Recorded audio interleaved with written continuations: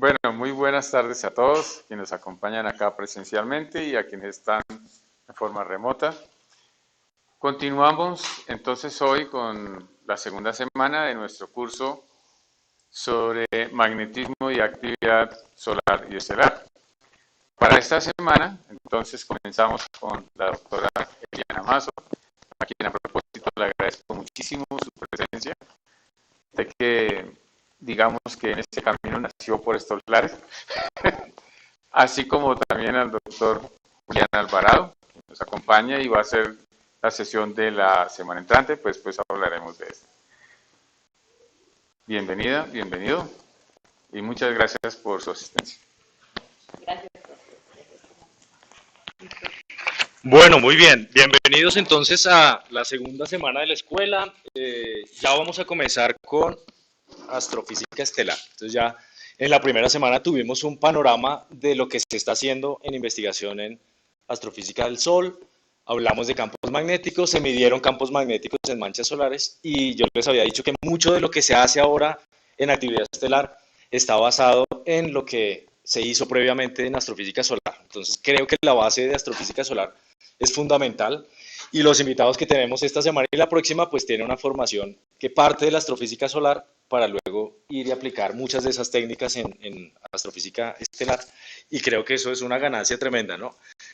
Por eso creo que los físicos solares estamos como de moda porque se ha dado cuenta la comunidad de que lo que hacemos hoy por hoy sí se puede aplicar en otros contextos y antes era yo creo que un poco de ciencia ficción, ¿no? Pensar en descubrir manchas en estrellas o fulguraciones y hoy por hoy pues creo que es un panorama que abre una ventana nueva de investigación.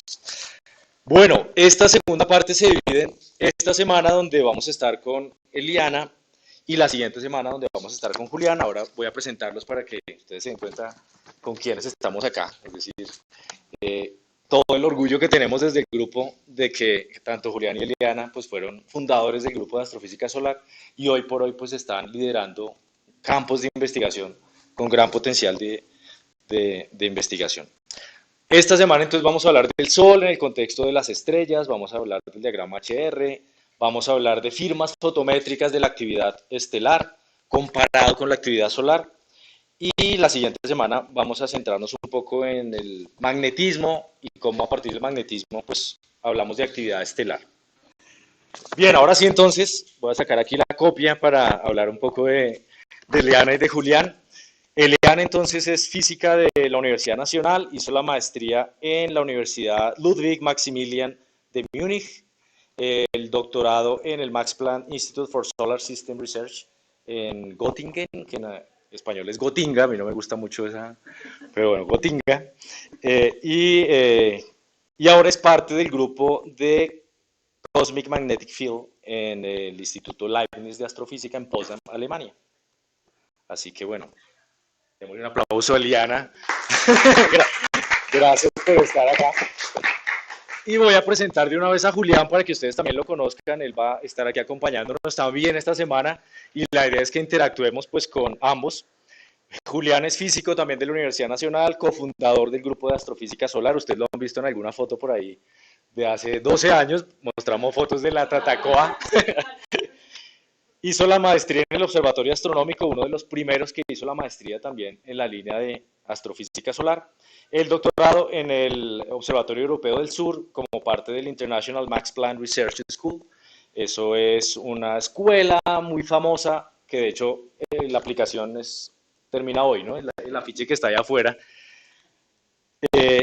Hizo una estancia postdoctoral en el Centro de Astrofísica de Harvard-Smithsonian Center for Astrophysics. ¿Cuántos años estuviste ahí? 3 años.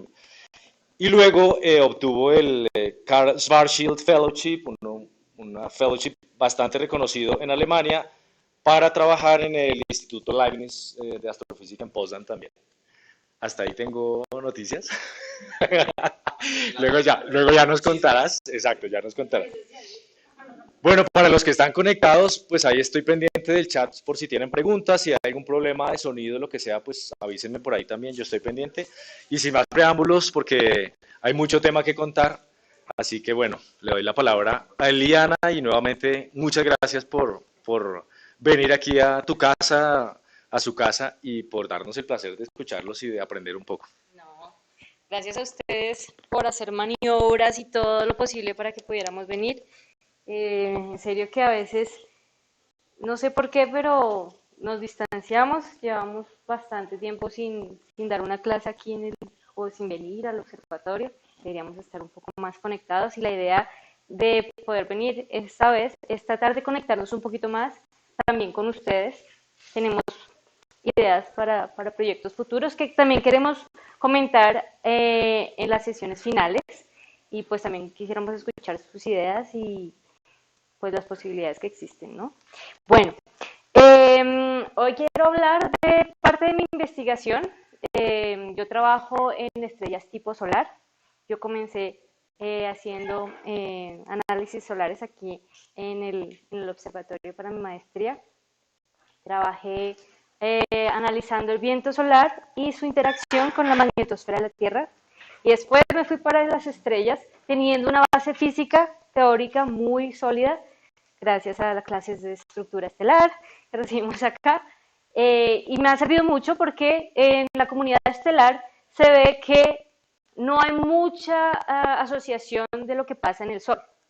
Sin embargo, sí hay extrapolaciones que a veces nos gustaría que fueran un poco más discretas, no tan uno a uno como se hace en algunos casos.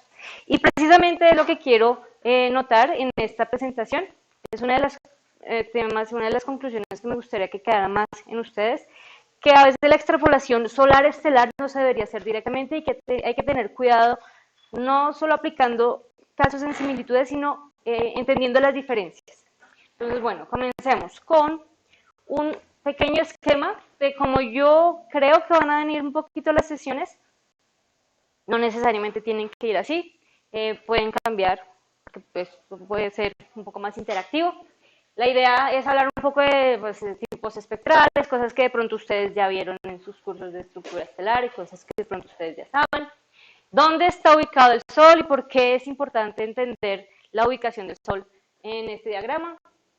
Contextos que también nos ayudarían a entender las diferencias observacionales que tenemos analizando el Sol y por qué no podemos hacer las mismas cosas en las estrellas. En la segunda sesión me encantaría ver lo que yo trabajo, que en temas un poquito más específicos en lo que yo trabajo, y es la descripción de manchas y fáculas, y cómo esas diferencias nos ayudan a entender parámetros estelares que son complejos de analizar en estrellas como el Sol, como los periodos de rotación y la evolución de las estrellas. En la tercera sesión me gustaría también hablar de un método que desarrollamos durante mi doctorado, y este método se enfoca en encontrar periodos de rotación en estrellas irregulares, que no tienen una modulación periódica, sino que son irregulares como el Sol, en donde no encontramos una forma sencilla de encontrar un periodo de rotación, y más allá encontramos la forma de discriminar cuando una estrella que no podemos resolver, no podemos ver su superficie, podemos discriminar qué porcentaje de ese brillo que tenemos de la estrella, esa curva de luz que tenemos de la estrella, es relativa a una mancha o a una fácula. Aún cuando no podemos ver la superficie, podemos discriminar, gracias a este método, esas características. Y la cuarta sesión es una sesión que vamos a incluir con Julián.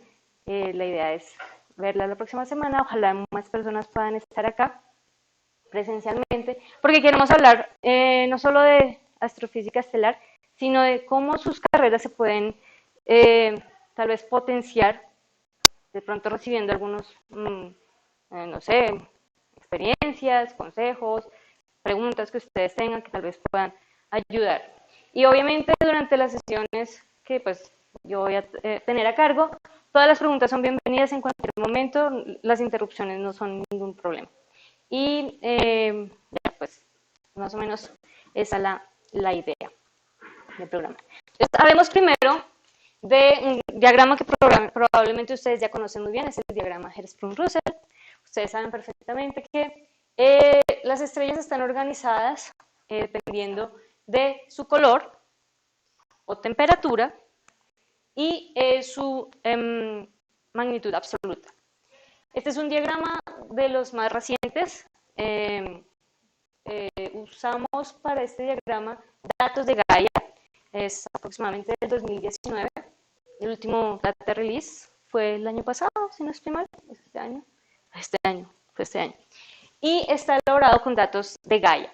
En este link que está aquí, que yo les quería mostrar, más adelante se los voy a mostrar, una página del Instituto del AIP.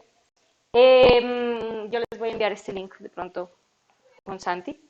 Pueden encontrar información de las magnitudes más recientes de los nuevos data release directamente de Gaia. No tienen que irse hasta el pipeline de Gaia, que es un poquito más complejo, sino que se pueden ir directamente al del instituto, que tiene una infografía mejor, y pueden encontrar los datos de las estrellas que ustedes estén analizando mucho más rápido. Pueden hacer su diagrama y ubicar la evolución, a su estrella en la evolución que esté con respecto al diagrama HR. Bueno, yo no les voy a hablar de estrellas calientes, no les voy a hablar de estrellas totalmente convectivas. Yo trabajo en estrellas parecidas al Sol, que son estrellas que tienen unos rangos de temperaturas alrededor de unos 4.000, 4.500 a unos 6.000, 6.500 Kelvin.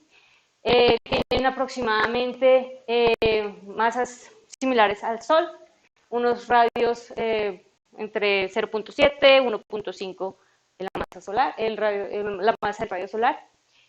Sus luminosidades son cercanas. Sus tiempos de evolución en el diagrama HR están ubicados en este sector, en el sector central, y duran en esta región de secuencia principal, quemando hidrógeno, aproximadamente entre 3.000 a 10.000, 20.000 millones de años. Nuestro Sol está ubicado en este tipo de estrellas, ustedes saben muy bien, es una estrella tipo G, y está aproximadamente en el centro de este diagrama. Los colores del diagrama representan la densidad de estrellas encontradas por Gaia. Okay. Bueno. Lo negro. Lo negro, todos los negros significa densidades bajas, y vamos teniendo mayor densidad hacia colores más hacia el amarillo. Okay. Bueno, estas estrellas se caracterizan o son llamadas tipo solar porque tienen cosas parecidas al Sol. Entre ellas, su estructura interna. Es una estructura que tiene un núcleo radiativo, tiene una tacoclina definida y una región convectiva, lo suficientemente ancha para generar un campo magnético. También parámetros estelares como la metalicidad, la rotación, la edad, la temperatura de estas estrellas son similares, y los mecanismos para generar el campo magnético son similares también. Entonces tenemos en estas estrellas rotación diferencial, estimamos que existe rotación diferencial, aunque no sea fácil de medir, y rotación diferencial también, nubulación diferencial también.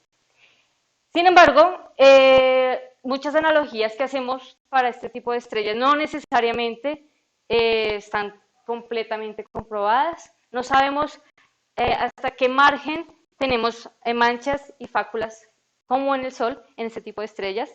Estrellas que son muy magnéticas, tienen estructuras que parecen manchas bastante estables, como no vemos en el Sol. Y ahorita más adelante les voy a mostrar a qué me refiero con esto.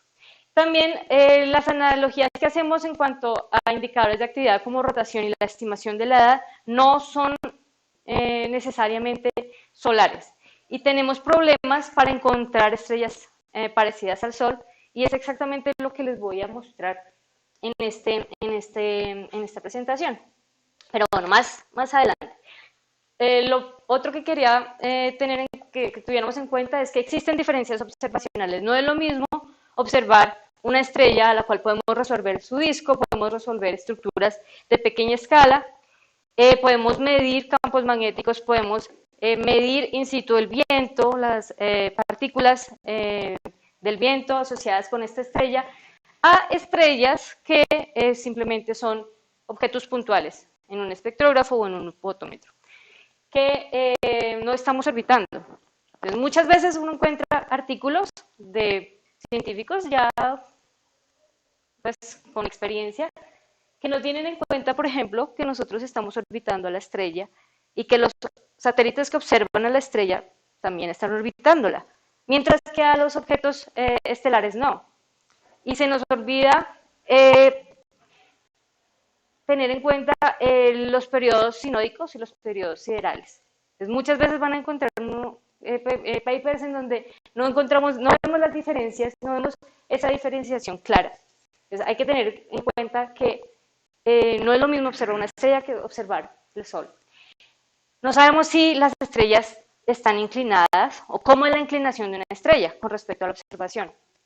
Hay algunos métodos que nos ayudan a estimar si la estrella la estamos viendo on o 90 grados o 60 grados, pero no son métodos 100% precisos.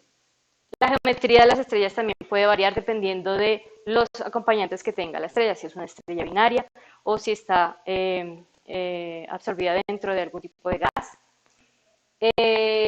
Hay diferencias instrumentales, por ejemplo, observar la fotometría del Sol con un radiómetro que integra todas las longitudes de onda. No es lo mismo que observar una estrella con una cámara CCD que integra solamente una banda o una región del espectro. Entonces, todas esas diferencias hay que tenerlas en cuenta cuando hacemos comparaciones estelares y solares. Y muchas veces eso no se ve. Entonces, hay que tener cierta prudencia cuando aproximamos a las estrellas los casos solares. También no tenemos la misma calidad de datos y la cantidad de datos. Muchas veces los astrofísicos solares no entienden, sí, es cierto, no entienden que, por ejemplo, para poder seguir a una estrella, tenemos primero que escribir un proposal, competir con 200, 500 otros proposals para observarla una noche. Y si esa noche está nublado o llovió, no se puede observar. Mientras que el Sol lo tenemos todos los días y lo podemos observar. Entonces, la información que tenemos del Sol es muy rica, tenemos muchos datos y desafortunadamente para las estrellas es un poco más difícil, complicado de poder hacer el mismo seguimiento. Entonces, no podemos hacer el seguimiento como lo hacemos para el Sol, no tenemos la misma cantidad de datos y la calidad de datos que tenemos para el Sol. La resolución espacial, como ya les había dicho, y pues este es uno de los casos donde claramente no tenemos la misma resolución. Esa es una de las dos casos en donde son las mejores imágenes que tenemos de estrellas hasta el momento. Entonces, bueno, hay una de Betelgeuse que tiene que resuelve una de las celdas convectivas de Betelgeuse, pero pues, por favor, comparemos. Entonces, a veces hacer la extrapolación no debe ser directa, ¿vale? Ok. Necesitamos modelos.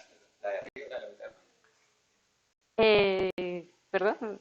Porque era un sistema binario. Ah, sí, es un sistema binario. Este es Beta Lyra. Y este es una animación de lo que se cree es una nube que acompaña a Betelgeuse.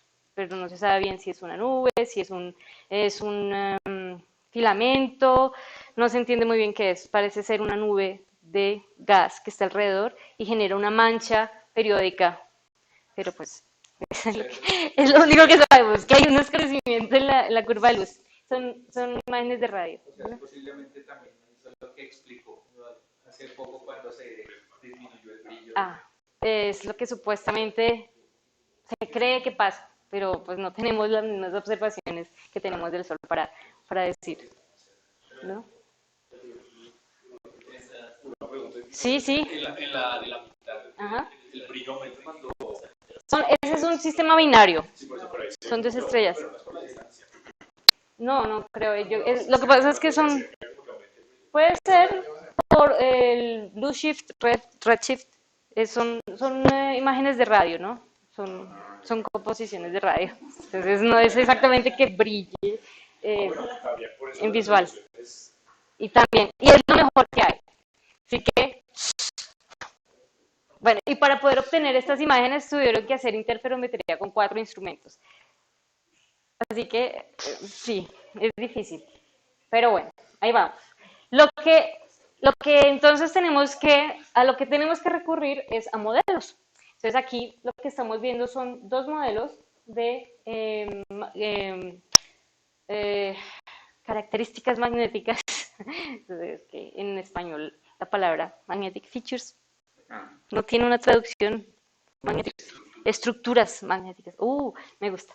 Estructuras magnéticas en donde incluimos la parametrización de la inclinación, ¿no? Obviamente en el Sol pues tenemos esta belleza de curvas de luz de Virgo, en donde podemos ver perfectamente la discriminación entre tener una mancha, donde perfectamente podemos ver cómo el contraste de la mancha al ser oscura con el limbo no es tan alto como cuando la mancha está en el centro del disco, en donde tenemos mucho más contraste. Pero ahí cuando hay manchas y se tiene en cuenta la fácula alrededor, el brillo aumenta. De hecho, en actividad solar parece contradictorio, ¿no? En máxima actividad solar, la irradiancia total aumenta y es porque el Sol está cubierto 3 veces más por fáculas que por manchas. O sea, por cada mancha aproximadamente tenemos 3 veces más superficies cubiertas por fáculas. Entonces tenemos 3 veces más área cubiertas por fáculas. Por lo tanto, la superposición de manchas y fáculas hace que el brillo sea mayor. Y entonces ahí esa curva de luz no es del disco completo. En esta, esa es otra muy buena pregunta. Y más tarde te muestro una curva de luz que tiene un detalle mucho más preciso, en donde en algunos casos raros, pues no raros, escasos diría yo, encontramos que hay manchas en donde la cobertura de fáculas no es tan extendida. Son muy pocos casos. Y también encontramos casos en donde vemos transitar fáculas que no están asociadas a una mancha específica o la mancha que está alrededor no es tan prominente. Entonces también ese número de 3 veces más fáculas que manchas es un estimado. Es un estimado que se hace usando imágenes de NDVI, pero no es necesariamente una regla que va a cumplir el Sol siempre, ¿no? Pero lo importante es que podemos seguir la trayectoria de estas características magnéticas de una forma, pues, donde podemos discriminar, ¿no? Entre ellas dos. Y lo lindo de esta curva de luz que vemos acá es que el contraste de una fácula es distinto que el contraste de una mancha. La fácula es más brillante, tenemos que esa fácula está localizada dentro de las paredes de los gránulos, por lo tanto la geometría cuando esa pared del gránulo que tiene una fácula está cerca al limbo, nos va, digamos, a la visual, a la persona que está viendo o al detector que está detectando, va a poder verse mejor que cuando está paralela en el centro del disco y en donde hay menor contraste. Entonces lo que vemos es este tipo de M, de forma de M, de M-shape, se le dice. Porque aquí vamos a tener un contraste diferente con el limbo, un contraste con el centro, de nuevo con el limbo y de nuevo saliendo del disco solar. Esto nos marca una discriminación de manchas y fáculas que no se había estudiado antes. Y es exactamente lo que les voy a decir, pero no me dejen adelantar. Es un trabajo que hace parte de una serie de trabajos que fueron publicados, parte de eso también en la revista Science. Y la idea es entender cómo la caracterización de estas manchas y fáculas que tenemos en el Sol nos ayuda para caracterizar manchas y fáculas en otras estrellas que tienen otros periodos de evolución y entender cuál sería el futuro evolutivo para nuestra estrella. Entonces, por eso también es importante. No es solamente importante para entender la física en otras estrellas, que es muy interesante, sino para entender cómo va a ser el futuro del Sol, ¿no? Es también entender qué le va a pasar al Sol, cómo van a ser las regiones activas del Sol. El Sol se va a volver más activo. Comparando el Sol con otras estrellas que son tipo solar, pareciera que el Sol no fuera tan activo y que las otras estrellas tuvieran un impulso de actividad posterior, pero pues es algo que todavía estamos discutiendo y está en la marcha. Para eso, para ese análisis, inicialmente utilizamos datos de Kepler. Kepler fue una misión bastante exitosa para el corto tiempo que duró 4 años, en comparación con otras misiones espaciales que pueden llegar hasta 20 años. Esta misión estuvo específicamente localizada o estuvo enfocada en observar estrellas en una región de la galaxia que pues, se creía o se escogió esta región de la galaxia porque se pensaba que tenía una densidad alta de estrellas parecidas al Sol. Entonces, estaba en una región de evolución galáctica en donde creíamos encontrar estrellas parecidas al Sol, y precisamente por eso se eligió esa región. También es una región con menos ruido, con menos polvo, con otros objetos que se pueden aislar, no está en el centro, como ustedes pueden ver. Entonces, se podían focalizar 4 años de observaciones consecutivas. El telescopio miraba 90 días, de esos 90 días tenía unos cortes en donde hacía telemetría con la Tierra, mandaba la información y volvía y se ubicaba en el mismo espacio. ¿Para qué nos servía eso? Para poder hacer el following, el seguimiento de ese campo constantemente. No tener que escribir un proposal y después otro proposal y después otro proposal y de pronto no poder observar, sino poder tener información continua de estas estrellas.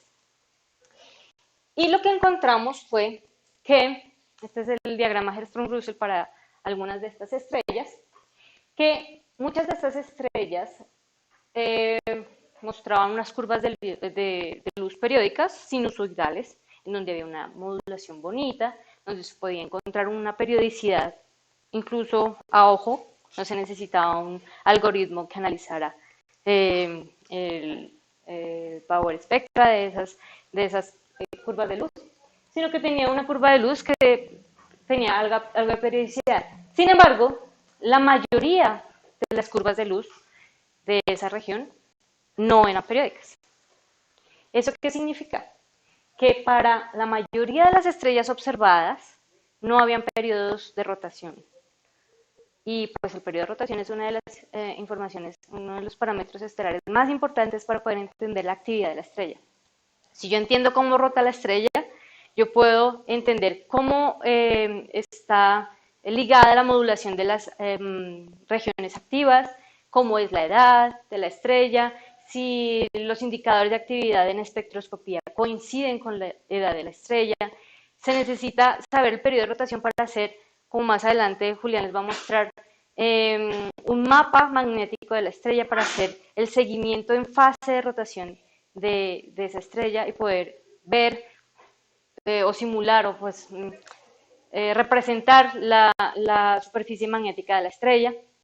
Pregunta, Sí. ¿no tiene periodo de rotación? ¿No se puede medir porque estamos viéndolo en la línea del eje? Puede ser que muchas de esas estrellas estén en pole on, que se vea el polo, pero también muchas de esas estrellas presentan características como las solares, que tienen curvas de luz irregulares, en donde las emergencias de campo magnético son inestables, duran pocos días y duran mucho menos que la rotación. Entonces no alcanzamos a ver la modulación de la rotación siguiendo una mancha. Que lo que hacemos nosotros es, tenemos la mancha, y si la mancha es lo suficientemente estable, si el campo magnético que suprime el plasma, congela el plasma, es lo suficientemente estable, esa mancha va a estar ahí y va a modular a medida que rota. Pero si esa emergencia de flujo no es estable, la mancha va a desaparecer y va a caer rápidamente y no vamos a alcanzar a ver la rotación. Eso es lo que le pasa al Sol. Pero el Sol tiene, lo que ya les mostré, un limbo y un centro que nos genera un contraste. Dependiendo de la característica magnética, de la estructura magnética que estemos observando. Y ese es lo que el método que desarrollemos se va a enfocar. Entonces, También hay algunos casos donde, bueno, en esta serie de datos habrá alguna estrella que en algún momento esté bloqueada por alguna nube de polvo o algo así. También pide ver esa modulación. También, de hecho, muchas veces se cree que no es una mancha, sino que es material alrededor de la estrella, pero entonces ahí se entra a analizar otro tipo de parámetros, por ejemplo, la metalicidad, qué tanto litio tiene la estrella, en qué región de la galaxia está, si tiene alguna binaria alrededor. Otros indicadores que le puede decir a uno, esta estrella es más joven, puede tener tal vez material alrededor, o está rodeado por otros objetos que pueden inducir esa generación de plasma alrededor o de polvo. Sí, dime.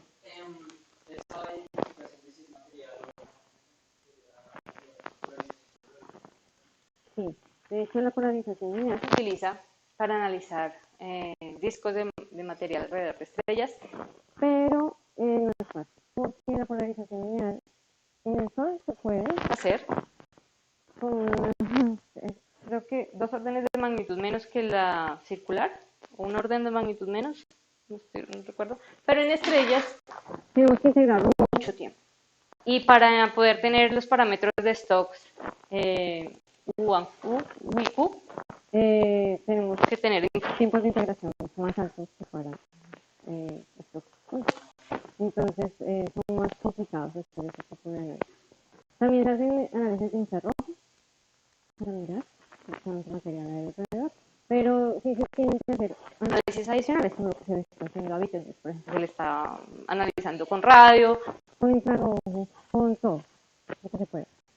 Pero si no es necesario, no es suficiente, perdón, solo una curva de luz.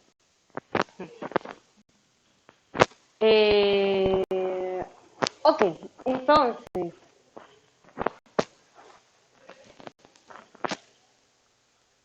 ¿Tienes, sí, preguntas, entre más preguntas mejor, mejor. Pero pregunten, no. Yo necesito que pregunten. Ah, vale. Ay, que aquí yo no muerdo. ¿Qué pregunta tienes? La pregunta era, ¿por qué la dificultad de medir la polarización circular? Porque realmente cuando mira el supernote en el centro, la luz que le llegaría no estaría, el parámetro de toma fuerte sería el de polarización lineal, ¿no? No, el parámetro de polarización que es más fácil de medir, de hecho, es el U.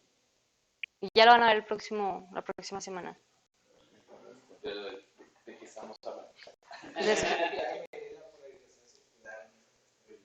De la circular sí, la circular es fácil, es más fácil que la lineal. Sí, o sea, De hecho, en general, sí, cuando se observa en polarimetría, lo que pasa es que, digamos, es un poco inexacto decirlo así, pero lo que pasa es que los parámetros de estos, como ustedes posiblemente vieron con Sebas, son altamente sensibles a la geometría.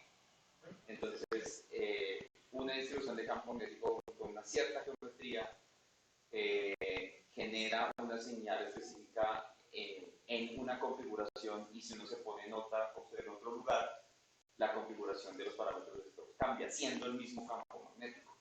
¿Sí? Entonces, y en este caso, por ejemplo, las estrellas, la gran mayoría de estrellas, creemos que tienen algo parecido a lo que tiene el Sol, que la gran mayoría del campo magnético del Sol es radial. ¿Sí? El campo magnético del Sol es altamente radial y sus componentes tangenciales a la superficie son débiles. Entonces, cuando existe esa geometría del campo magnético, el parámetro de Stokes P es usualmente mucho más intenso que los parámetros de Stokes y Q, y es de aproximadamente un orden de magnitud la diferencia. Entonces, Si el Sí, es parámetro bastante. de Stokes está aproximadamente 10 a la menos 4, 10 a la menos 5 veces el continuo, si el continuo es 1, entonces los parámetros de Stokes Q en 1 son 10 a la menos 5, 10 a la menos 6.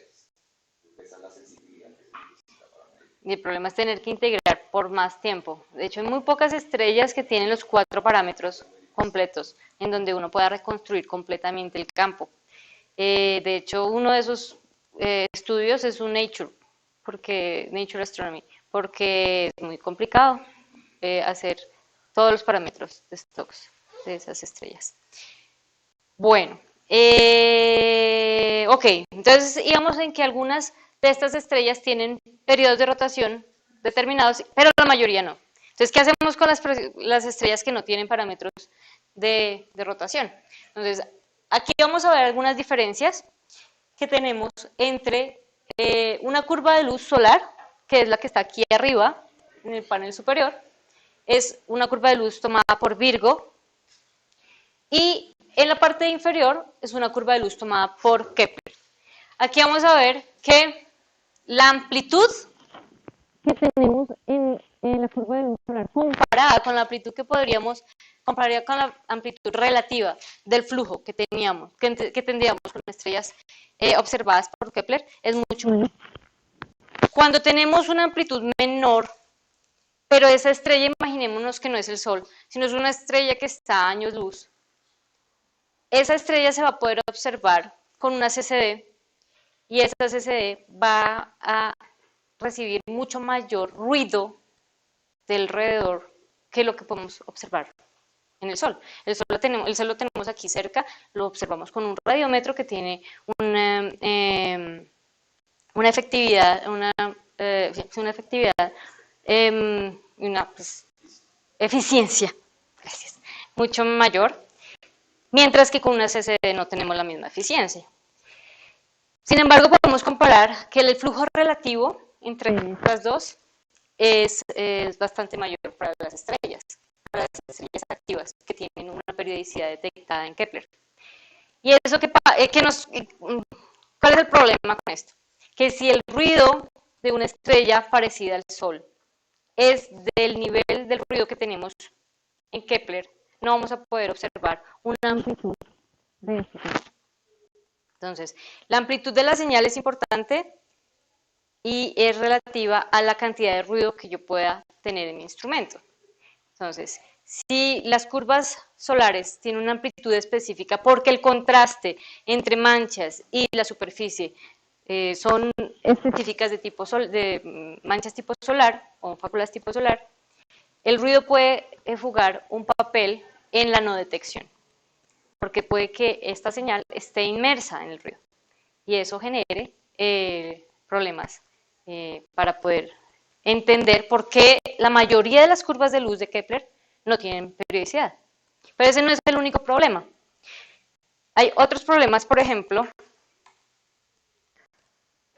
esta es una animación que Greg Kopp muy amablemente hizo con imágenes de NDI, de uno de los eventos con mayor contraste que tuvimos en el 2003, que es un conjunto de manchas que fueron anidadas, nesting, ¿cómo se dice nesting? Anidadas, en la misma región, y fueron creciendo y se generaron muchas manchas, y es una de las regiones más prominentes en el brillo del Sol, en las curvas de luz del Sol.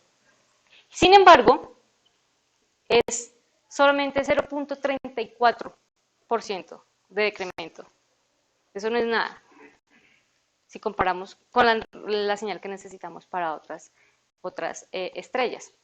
Y lo otro que ustedes pueden ver es que tenemos una pseudoperiodicidad, porque tenemos manchas que emergen y decaen antes de una rotación, y porque tenemos la múltiple emergencia de regiones activas. Entonces, no es solamente una mancha que va modulando, sino que después aparece otra, y después aparece otra, y decae, y después aparece una fácula. Entonces, hay una pregunta aquí en el chat, dice Sergio, que no le quedó claro la curva de luz mostrada del Sol corresponde a todo el disco integrado, al Sí. centro del disco solar o cercano al límite. Es todo el disco. Es un radiómetro, que es como un cono oscuro, que recibe toda la luz integrada del disco. Es toda la radiación integrada.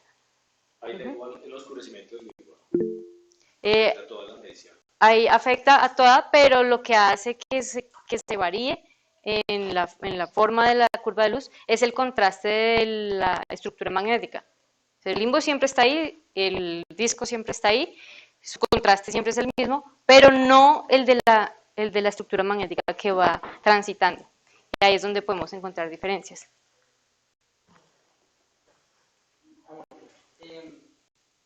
Pero tú decías que el promedio de las fórmulas son más, y entonces el brillo en general termina aumentando.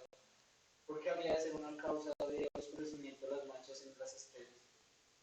Pues, Normalmente en el Sol, y eso hay que decirlo, cuando tenemos una mancha, alrededor tenemos regiones de abrillantamiento, como fábulas. No siempre, como ya te mostré en otro ejemplo, en el ejemplo en donde vemos una V perfecta, pero en otras estrellas que pueden ser más magnéticas o menos magnéticas, estas estructuras de flujo magnético que son las que emergen y generan la depresión del plasma y ese oscurecimiento de la superficie, no es necesariamente el mismo, porque puede que estas estructuras magnéticas tengan una estabilidad diferente. Si el campo magnético es más estable, es más fuerte, normalmente lo que vemos es una curva de luz con mejor modulación.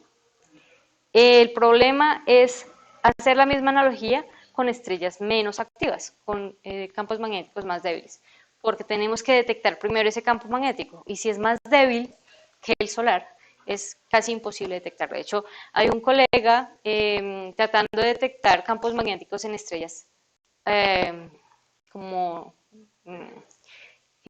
sí, tipo solar, pero más evolucionadas, o no, bueno, más viejas que el Sol. Y no ha sido posible todavía. Entonces, sí es lo que creemos, que estructuras menos estables de emergencia de flujo magnético generan menos estructuras magnéticas estables.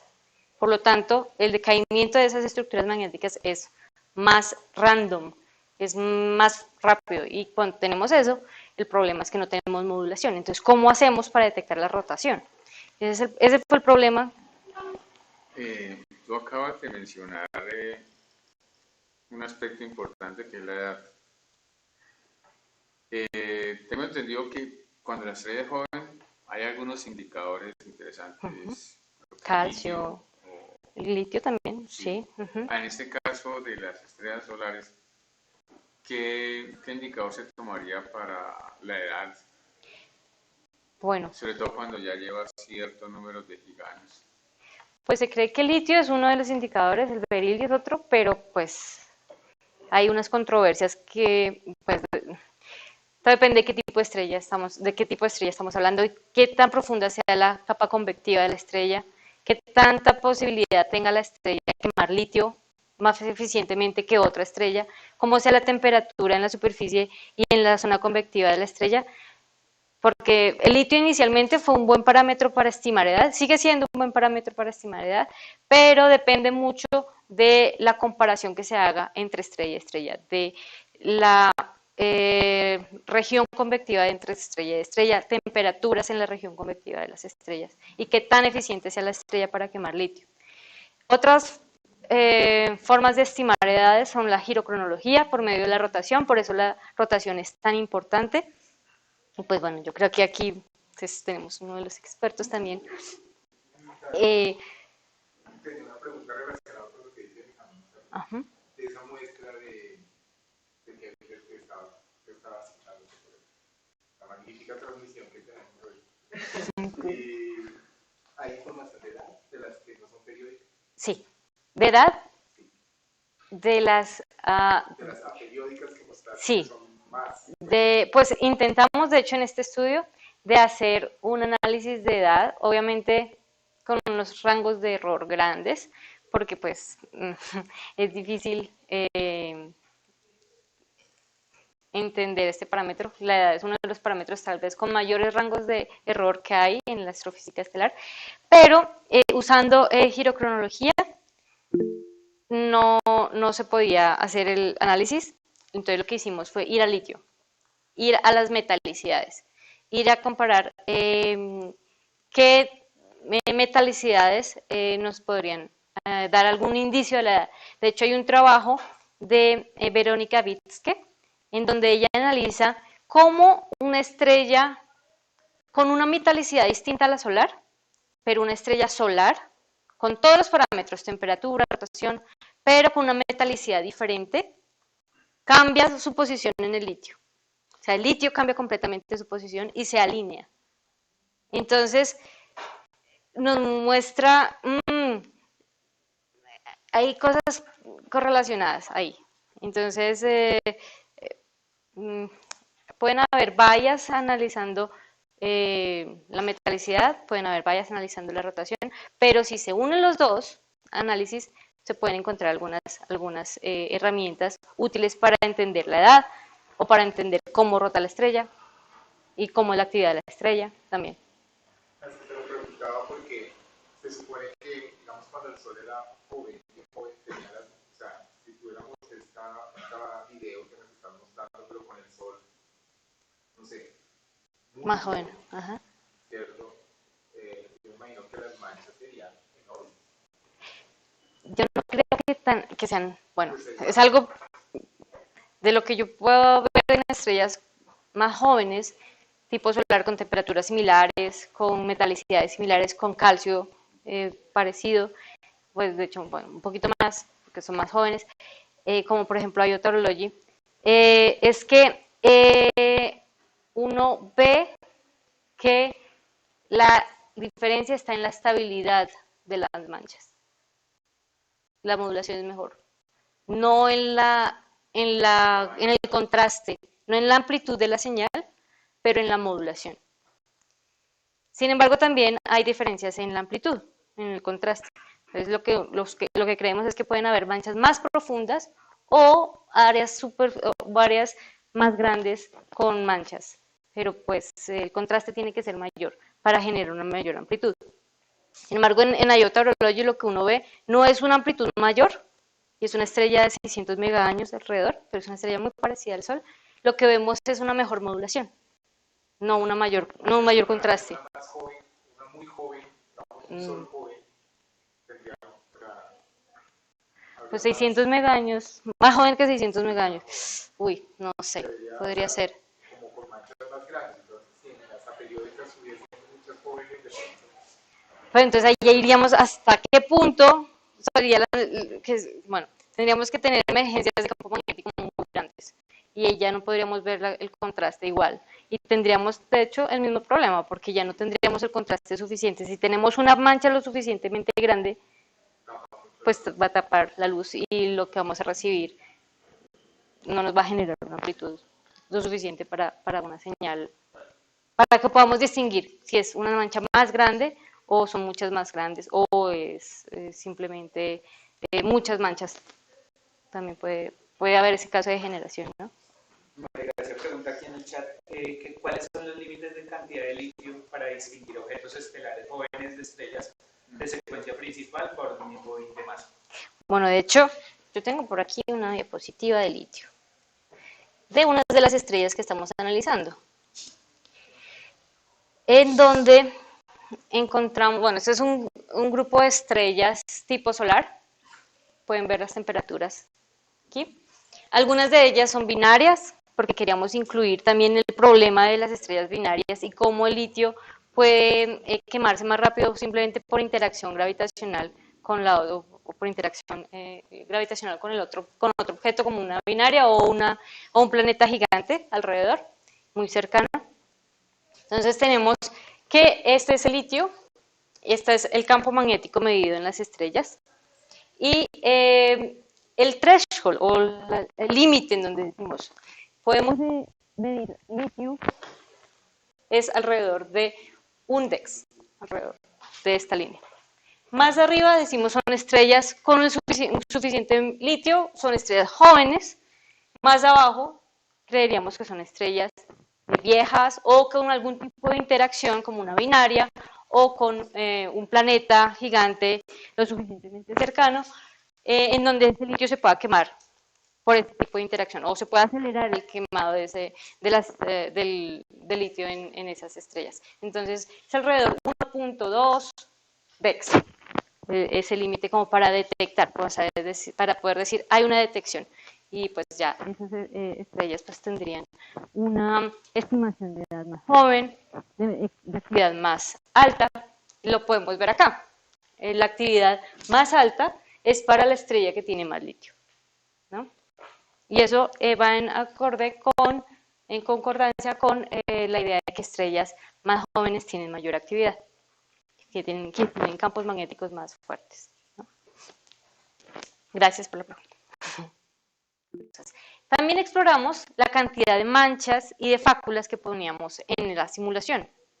Eso nos ayudaba a determinar si en las curvas de luz podemos entender el ratio, la fracción que hay entre fáculas y manchas en la superficie de otra estrella que no podemos ver su superficie.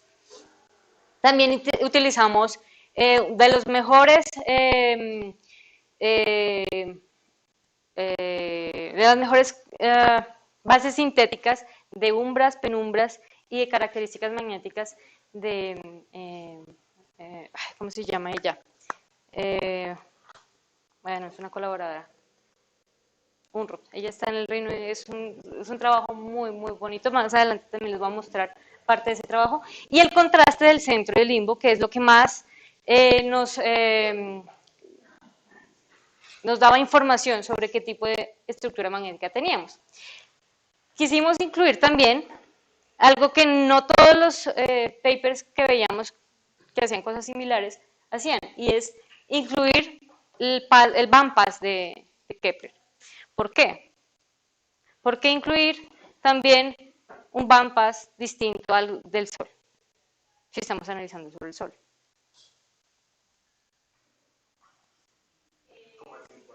La banda espectroscópica en donde se integra la fotometría de Kepler. Es distinta a la solar. Nosotros en la solar integramos toda la irradiancia solar. En Kepler solamente una banda de aproximadamente 380, 400 a 900 nanómetros. Sí. No, lo que es todo lo contrario. Usamos la región corta. ¿Por qué? Porque queríamos comparar. Queríamos comparar cómo es el Sol visto por Kepler y poderlo poner en analogía o en los mismos términos que las otras estrellas, poderlos poner uno a uno. Entonces utilizamos el bandpass de Kepler. Entonces lo que tenemos... Y para eso degradan la imagen.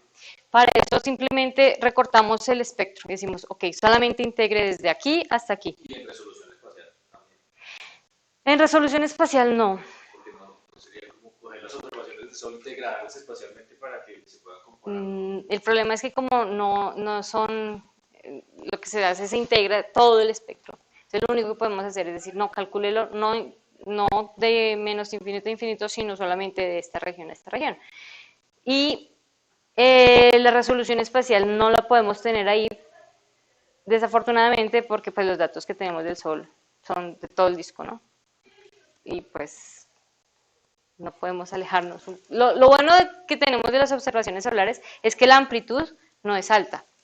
De hecho, hay estrellas que tienen mayor amplitud, pero ahí había una diferencia. Ahí habría una diferencia con la comparación entre estrellas y el Sol, que no podemos degradar espacialmente, solamente el espectro, espectralmente, sí.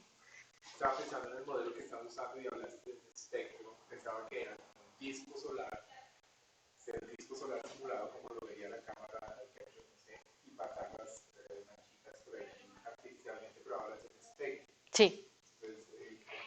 Porque también lo que hacemos es emular el espectro que se observa de manchas, de umbras, penumbras, fáculas. Sí.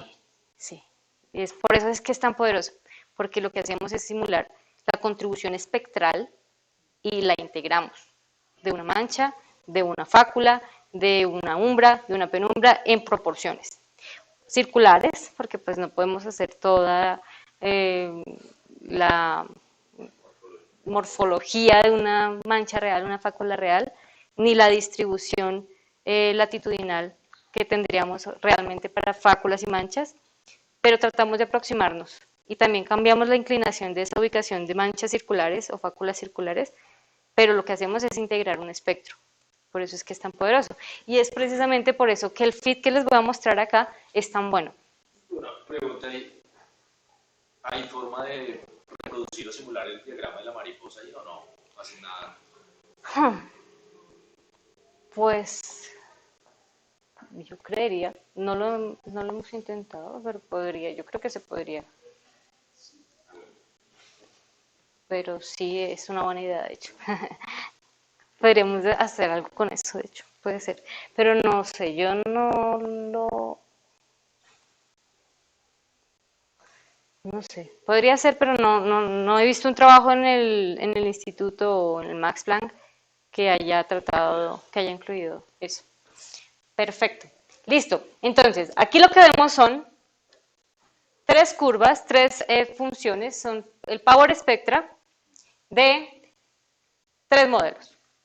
Modelos de fáculas, en rojo, en azul de manchas, y la superposición de ellas, de manchas y fáculas al mismo tiempo, en negro. Y esta curva que vemos acá, amarilla, bueno, aquí son los picos de periodos de 27 días y de 11 años. En el Power Spectra, separadamente, si modelamos solamente manchas o modelamos solamente fáculas, podemos ver el periodo de rotación y el periodo de 11 años.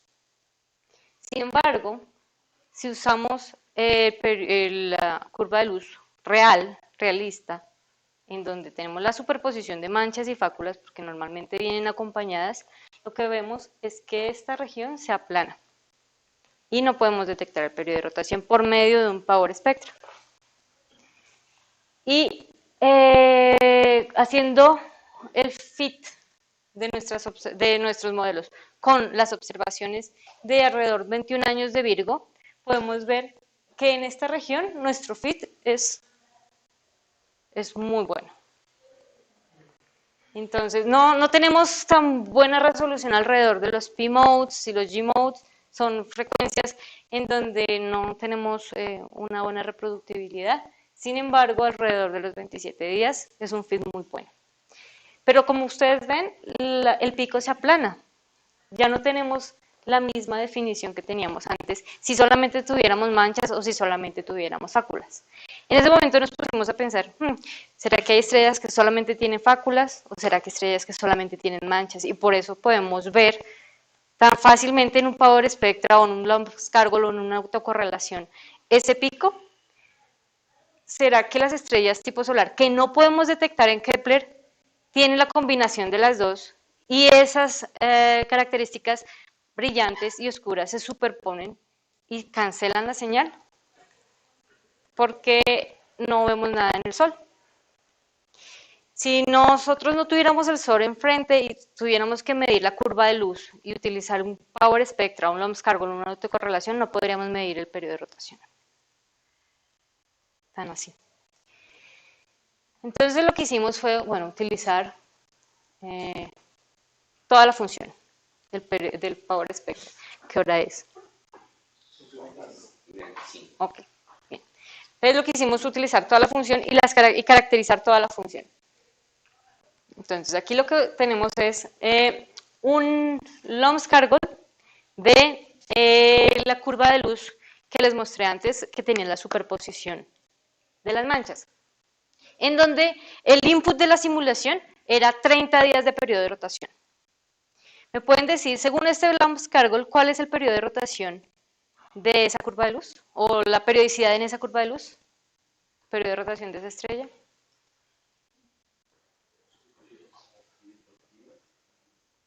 ¿20 cuánto? 40 y algo. Es el pico más alto, pues el que tenga mayor power, ¿no? 45 días sería si hiciéramos un estudio normal de periodo de rotación de esa curva de luz. Eso significa que para muchas estrellas en donde tenemos un power un Lomscargol como este, vamos a decir que el periodo de rotación de la estrella es 40 días, 40 y algo días. También. Pero digamos que, bueno, 30 es acá, 25, 24 días, 24 o 45. Pero el... ¿Señor? Sí, puede ser un múltiplo. Esa es una buena pregunta. No es fácil de detectar la de rotación diferencial también. Pero ninguno de esos es 30. Entonces, ¿qué pasa? ¿Estamos detectando los periodos de rotación de las estrellas? ¿Lo estamos haciendo bien? O en este tipo de curvas de luz, que son irregulares, tenemos que ir más allá y tenemos que mirar cómo hacer para poder encontrar un periodo más fiable. Entonces, lo que nosotros quisimos ver fue cuál es la señal en un power spectrum. Aplanada, ¿cierto? No vemos nada. Pero, ¿qué pasa si nosotros hacemos un gradiente? Es un power spectrum. ¿De la misma curva? Sí. Este es el Lomscargol, el periodograma normal, y este es simplemente el Power Spectrum Wavelet. Un Power Wavelet. Es un Power Spectra en donde ponemos una ventana de frecuencias y decimos miremos en esas frecuencias para tener mayor señal en ciertas frecuencias. Exacto. Pero entonces, si escogemos un orden demasiado pequeño, la señal es demasiado plana. Si tenemos un orden demasiado alto, tenemos muchas frecuencias muy bien definidas, pero ruidosas. Entonces teníamos que jugar con el balance de qué frecuencias íbamos a poner en la ventana para poder tener una señal que no fuera tan ruidosa, pero que tuviéramos una señal. Sin embargo, lo que vemos aquí es que la señal sigue siendo plana para la misma curva de luz. Entonces lo que hicimos fue, bueno, miremos el gradiente. ¿Qué pasa con el gradiente de esa señal? Vemos que hay un pico que es fácil de detectar y que corresponde a una frecuencia específica proporcional a el periodo de rotación en la simulación. Ese gradiente es simplemente un punto n o n más 1 dividido en el punto n de la función de Power Spectrum. Es simplemente ese ratio. ¿Ok? Y lo hicimos muchas veces, para muchas curvas de luz. Por ejemplo, aquí, para distintos tipos de decaimiento de manchas. O sea, aquí todas son manchas, en donde esperamos una señal fuerte y con distintos periodos de tiempos de evolución. Por ejemplo, el azul es una mancha que dura 90 días, 3 rotaciones. La amarilla 50, la magenta 20 y la roja 12, en donde esperábamos que no tuviéramos nada. Y como ustedes pueden ver claramente, para la de 90 días tenemos un pico, que es claro, en los Power Spectra que están aquí, este es logarítmico, este es normalizado, lineal, perdón. El amarillo ya empieza a decaer la señal, ya el pico es menos pronunciado, el magenta no tenemos nada, y el rojo absolutamente nada, y es precisamente porque no tenemos la modulación completa, ¿no? Pero ¿qué pasa en el gradiente? Si hacemos el gradiente de esta función, que está aquí, que simplemente es la fórmula anterior, que les mostré anterior, que es el punto n más 1 dividido en el punto n, vamos a ver que hay un punto de convergencia en el periodo de rotación de todas las curvas, y que hay un pico que se repite para todas. Y está ubicado en la misma longitud, en la misma frecuencia. Decimos, hay algo en la señal que es proporcional al periodo de rotación y nos está mostrando una señal del periodo de rotación. Y está siempre ubicada en el mismo lugar, para manchas. ¿Cuál? Sí. Nosotros, la diapositiva anterior. O sea, ¿cómo de la señal roja, que es el último el periodo de plano, donde no aparece para nada la de 30 días, ahora en este análisis con la derivada que aparece? No. Es que este es un Power Spectrum, es un Lomscargol, Y ese es un power spectrum, son dos métodos distintos. El power spectrum, no el Lomsdale. O sea, este Lomsdale, que es un método distinto al power spectrum, se aplican a la misma curva de luz con un input de 30 días de rotación. Dos métodos diferentes para Exacto. comparar periodicidad de la curva. Exacto, para comparar. O sea, el método de arriba, los cálculos, Ajá. conocido. Sí, el más popular. Otra manera. Otra forma. Otra forma. De hecho, utilizamos tres. La autocorrelación también, no la puse acá, pero también. Entonces, este otro método es el que sí te da periodicidad. Este otro método nos muestra una señal que es proporcional al periodo de rotación. No deberían los métodos dar con la misma periodicidad. Pero como no analizamos lo mismo, y ya te vamos a mostrar por qué. Lo que pasa es que en el Power Spectrum lo que estamos analizando es qué señales de la modulación de la curva de luz se repiten a qué ciertas frecuencias, con qué amplitud. Igual que No, en el Lomsdale lo que hace es fitear un sinusoide, una función sinusoidal a algo que se repita. Entonces, ajusta una función sinusoidal y dice, esta función sinusoidal tiene mayor potencia o mayor peso que esta otra.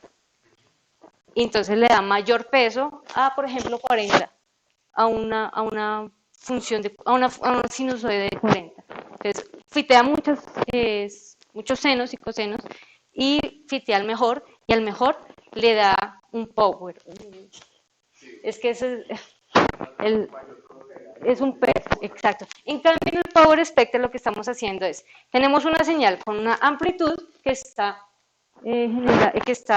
representada en el Power, la amplitud está representada en el Power, que se repite a una cierta frecuencia. O sea, esta señal con esta amplitud se repite con una frecuencia. Esta otra señal con esta otra amplitud se repite a otra cierta frecuencia. Sin embargo, lo que nos está mostrando es que la señal que se repite con cierta frecuencia o la amplitud que se repite con cierta frecuencia, se repite en muchas frecuencias. ¿Eso qué significa? Puede ser ruidosa. Lo que pasa con una gaussiana. Si tenemos una función de ruido, el power spectra de esa señal va a ser plana. Porque simplemente vamos a tener todas las frecuencias, todas las amplitudes repetidas a todas las frecuencias. Entonces lo que vamos a tener es que las amplitudes repiten en muchas frecuencias. Entonces es más o menos lo que tenemos aquí, una función de ruido. Porque lo que estamos tratando de hacer es simular una señal ruidosa, random. como si la roja hubiera sido calculada como por un método, Lomsdale. Y digamos que, no, para esta señal tan ruidosa ese método no, utilizamos otro y ahí emergen las periodicidades de energía en el rojo. Utilizamos muchas y autocorrelaciones también. Estas dos son como las más usadas y por eso pues las pongo acá, porque son las que más se supone que detectamos periodos de rotación en estrellas. Muchas de esas detecciones de periodos de rotación son como curvas, como periodos como Lomsdale como este, en donde en realidad no detectamos el periodo real. Y sin embargo se publica. El azul tiene una señal más aplanada, es decir, tiene más ruido, pero está cerca de los 30 días. Solo quiero decir que la razón por la cual el Lomsdale es tan poderoso es que a diferencia del de abajo, el Lomsdale se puede aplicar a non-evenly. Eso es cierto. A datos que sí. no tienen exactamente la sí. misma cadencia uno tras otro. Porque lo que hace es fitear una señal sinusoidal. Entonces, no importa si yo tengo todos los punticos de la función, siempre y cuando yo pueda fitear una función. Y se confunde un poco porque es que también le llaman power al eje Y. Pero es un peso probabilístico, no es una potencia dada a la amplitud, que sí es el power spectrum. Pero uno no le puede hacer un power spectra así estrictamente como estás hablando. Algo que tenga un gap. No. Entonces, hay unas cosas buenas, hay otras cosas no tan buenas, pero en este caso teníamos un sampling con la misma cadencia y los datos de Kepler tienen una cadencia perfecta. Entonces, no necesitábamos necesariamente no teníamos que utilizar necesariamente Lomsdale. O sea, no teníamos ese problema de gaps en los datos, como si existen en datos de fotometría desde tierra.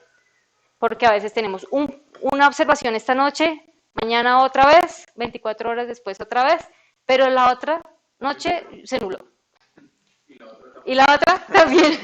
Entonces, para ese tipo de datos sí sirve Lonscargos, por ejemplo.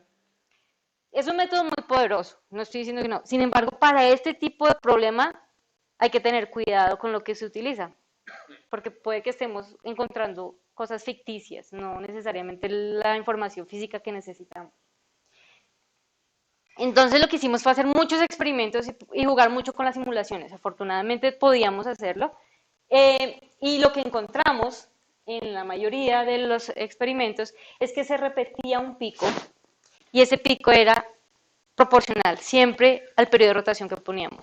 Poníamos 40 días de periodo de rotación, era más o menos 0.25 del periodo, 0.2, 0.25, 0.2. Poníamos 30 días, poníamos 90 días de periodo de rotación y el pico se repetía entre 0.2 y 0.25 el periodo de rotación.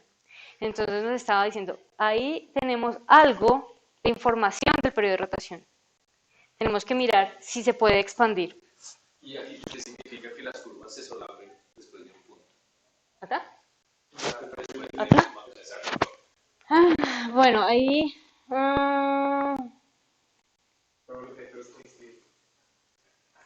pues bueno, ya no tenemos nada aquí de señal. Aquí algo.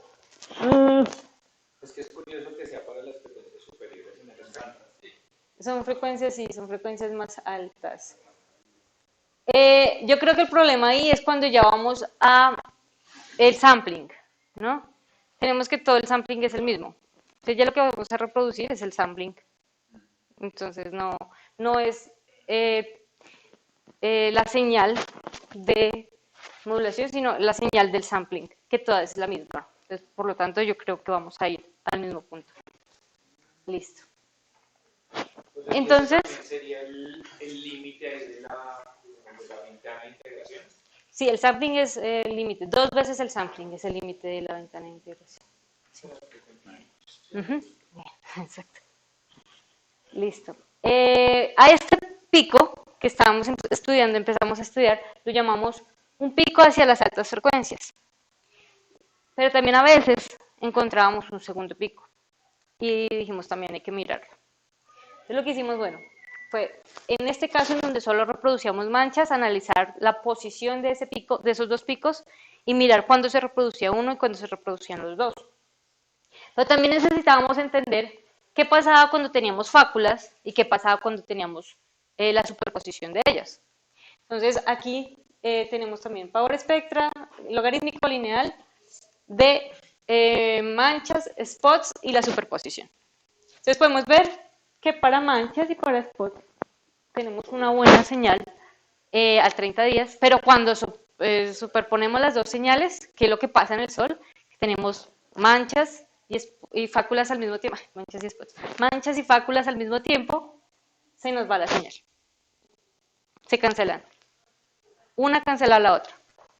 Pues es algo entendible, ¿no? El brillo de la fácula puede cancelar el decaimiento del brillo dado por la mancha. Y esto mismo se ve aquí en el power spectral lineal, en donde el periodo de rotación que se encuentra utilizando ese método es 16 o 49 días. Igual, no es el periodo de rotación de la curva de luz. Entonces podemos estar encontrando, incluso en señales que se ven fuertes, cosas erradas. Entonces, hay que tener cuidado cuando las curvas de luz son irregulares. Hicimos de nuevo el gradiente de Power Spectra. ¿Y qué pasó? ¿Qué pasó con la señal? Que estábamos encontrando perfectamente alineada para manchas. Y no, ya no sirve. No nos sirvió el método. En ese momento de mi tesis doctoral dije, bueno, gracias, empaquemos y vámonos. Sin embargo, ya sentándome con un poquito más de cabeza fría, dije, no, aquí tiene que haber algo, y estoy segura que hay algo. Lo que me puse a pensar es, un momento, yo me puedo dar cuenta cuando hay una mancha y cuando hay fáculas. solo por la frecuencia, por la ubicación de la frecuencia del mismo pico. Tenemos este pico hacia las altas frecuencias y está desplazado cuando tenemos fáculas. Está desplazado una proporción. Y cuando tenemos la superposición, también se desplaza. Y esa es simulación en las curvas de luz. Entonces, dependiendo de la cantidad de manchas y de fáculas que yo le ponga a la simulación, ese pico se va a correr. Eso me puede decir qué proporcionalidad de fáculas y manchas tiene la superficie de una estrella.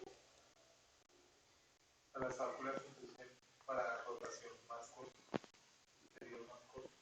Se reproducen dos señales a frecuencias más cortas, porque tenemos el contraste en el limbo dos veces, no solamente en el centro. Entonces la frecuencia de repetición de esa señal es más corta. Se reproduce más rápido que solamente la de la mancha. Entonces es algo geométrico, dado por el contraste entre el centro y el limbo de la estrella, que depende obviamente del contraste de fácula o mancha, con el limbo y el centro, pero que me muestra una señal distinta en el espacio de frecuencias. Esa geometría que ustedes vieron para una mancha tipo U y una fácula tipo M, me muestra frecuencias diferentes en un espectro porque simplemente tienen geometrías distintas. Una cosa es tener una señal con dos picos y otra señal con un pico que tienen además amplitudes y contrastes distintos. ¿Qué hace más contraste, la fácula o la mancha? La fácula vimos que hacía mucho mayor contraste. Porque por el Por eso que la integración total, justo en este caso entre los dos. Exactamente. Entonces, eso me dio algo de ánimo. Y dije, no, vamos a hacer un. Y había otro, lo que acaba de decir el profe, y lo que acaban de decir del contraste entre manchas y fáculas. ¿Cuál es el que genera más contraste? El segundo pico para fáculas tiene mayor amplitud que el de manchas. Eso es otro discriminante. Entonces, lo que me enfoqué fue en mirar diferencias entre tener manchas y fáculas en el gradiente del Power Spectra. No es solamente el corrimiento en frecuencias, sino también la amplitud del segundo pico. Eso también me puede decir cuándo hay más manchas y cuándo hay más fáculas. Entonces, lo que hicimos fue hacer muchas simulaciones. Ay, ¿qué pasó? What?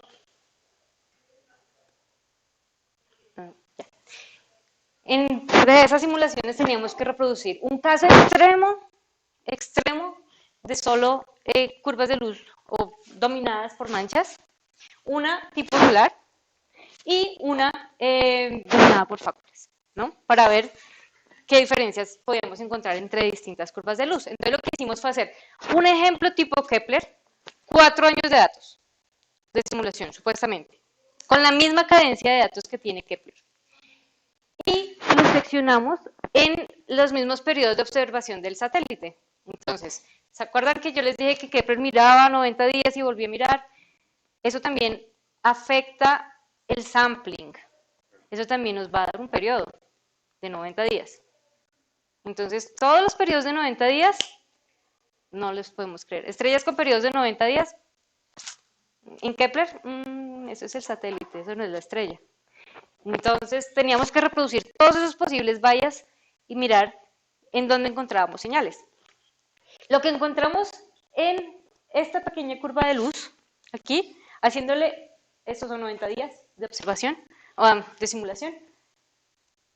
Hicimos el Power Spectra, el gradiente del Power Spectra, y encontramos que el pico estaba alrededor de 5.6 algo días. Siguiente, 5.6 algo. Siguiente, más o menos. Encontramos que los picos se encontraban, como habíamos visto al principio, ubicados en la misma frecuencia, como pasándolo a periodos en días, ¿no? Lo hicimos para el caso solar, un poquito más difícil, pero el pico seguía siendo estable de las altas frecuencias. Cuando nos vamos al caso extremo de fáculas, ¿se acuerdan que veíamos dos amplitudes?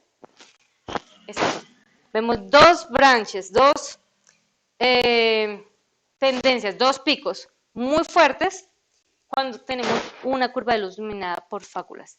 Los picos muy fuertes se repiten y están más o menos ubicados en la misma frecuencia, en el mismo periodo, en la misma, bueno, en este caso, con respecto al periodo de rotación, a una fracción similar del periodo de rotación.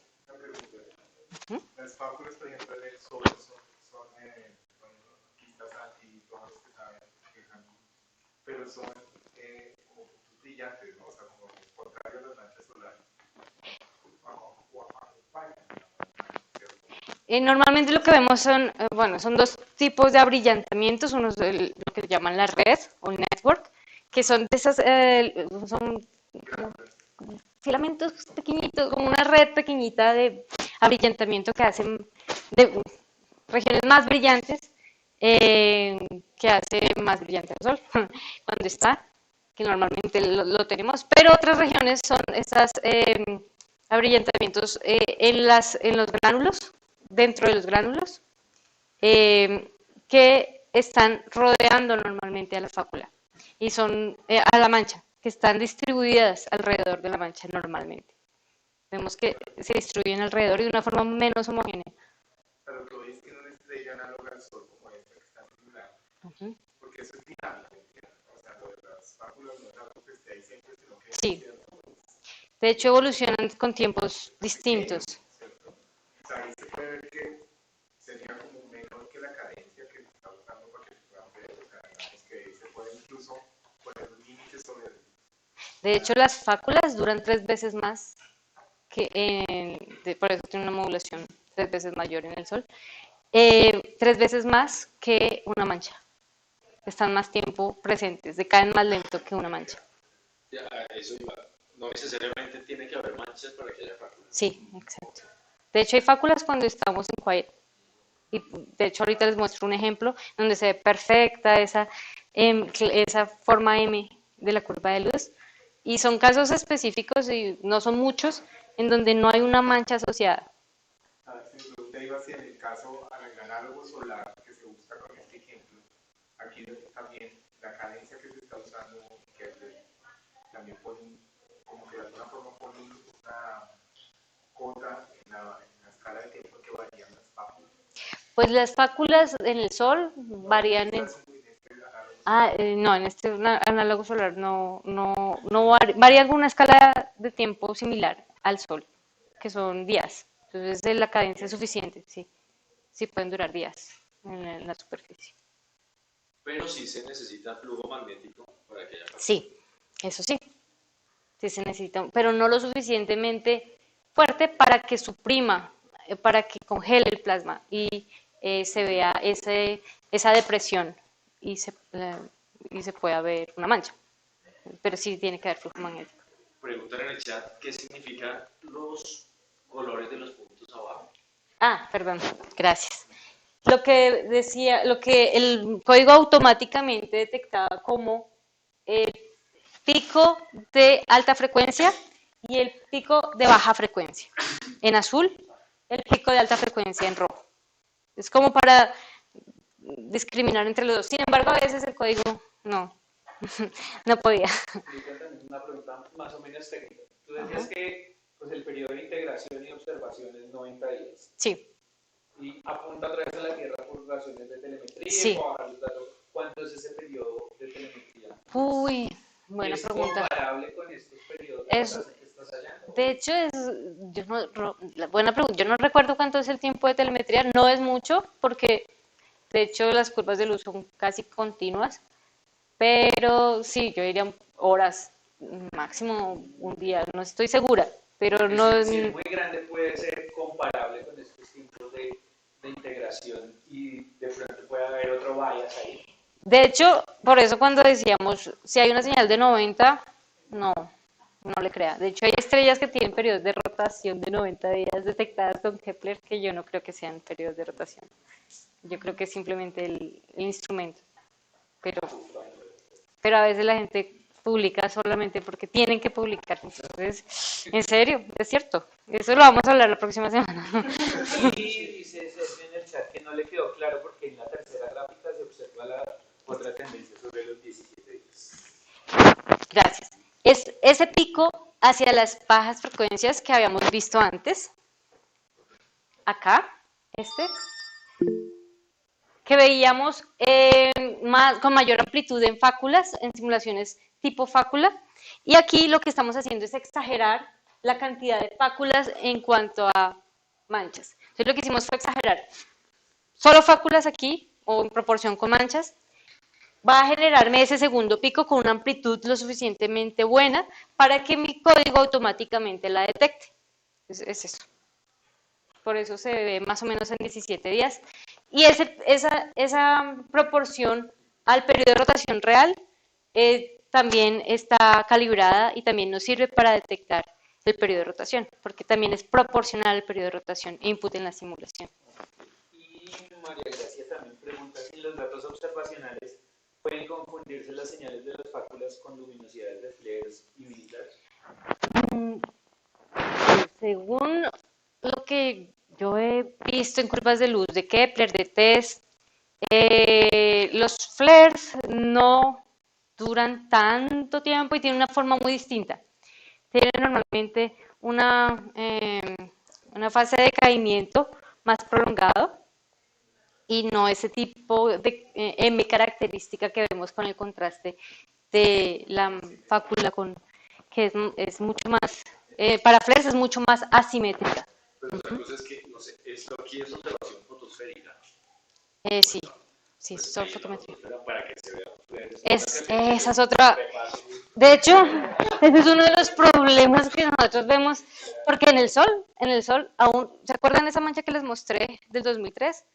Fue una de las manchas que mayor energía de flares emitió, yo no me acuerdo, X algo, X, creo que ni siquiera se pudo medir porque saturó el instrumento, pero no se vio en luz blanca. ¿La vieron ahí? ¿Vieron algún flare en esa curva de luz? No se veían. Los flares en el Sol, en luz blanca, no se ven. Sin embargo, en otras estrellas sí. Eso significa que hay que tener cuidado porque no necesariamente lo que pasa en el Sol pasa en otras estrellas. Y muchas veces se trata y se tiende a hacer la analogía sin tener en cuenta que las físicas pueden ser distintas bueno, la física es la misma, pero lo que sucede, los fenómenos que pasan en otras estrellas pueden ser distintas. Y pues que nuestra estrella no necesariamente es una estrella exótica, pero no es comparable con las estrellas que son más fáciles de observar. Por ejemplo, las estrellas Emdorf o las estrellas muy brillantes también son extremos de estrellas, de tipos de estrellas que son muy fáciles de observar, unas por cantidad, otras por luminosidad. Y las estrellas parecidas al Sol son más complicadas de observar. No es que no hayan, o que hayan menos, sino son menos fáciles de observar y por eso también hay que tener mucho cuidado cuando tratamos de comparar al Sol con estrellas que son fáciles de observar. Probablemente no es una estrella tipo solar. Hay que tener cuidado con ese tipo de cosas. Sí, más o menos es eso. Entonces lo que hicimos fue, bueno, ya que estamos teniendo estos dos picos, caractericémoslo. ¿Y qué hora es? Perdón. Faltan 5 minutos. Bueno, me avisan si me extiendo. Es que a veces me voy del hecho. Ajá, sí.